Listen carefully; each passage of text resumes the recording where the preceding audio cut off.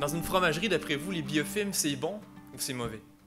Mais d'un sens, les biofilms peuvent être source d'arômes, voire être l'expression d'un terroir, on l'a mentionné comme ce matin. Par contre, dans les systèmes de filtration, les biofilms sont au mauvais endroit, au mauvais moment.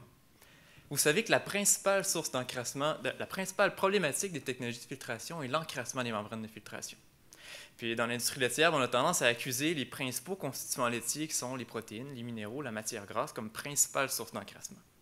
Mais on oublie que même si on les pasteurise, nos fluides laitiers contiennent une grande diversité de bactéries qui ont la capacité d'adhérer aux membranes de filtration, puis de se développer en se nourrissant des différentes sources d'encrassement de la membrane.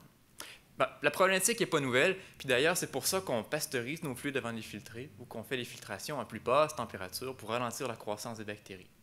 Mais le véritable problème, c'est qu'avant mon projet, on ne connaissait pas les bactéries responsables du problème, ce qui rendait nos stratégies de contrôle peu efficaces.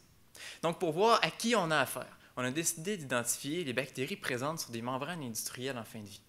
Puis pour les identifier, on a pris plus que des méthodes laborieuses de culture, on a analysé directement l'ADN à la surface des membranes de filtration.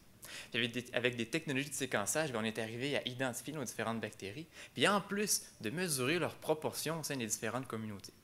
D'ailleurs, c'est cette méthode-là qui nous a permis de démontrer que la nature du fluide filtré et les traitements qu'on impose au fluide ont un grand impact sur les proportions des différents types de bactéries sur les membranes.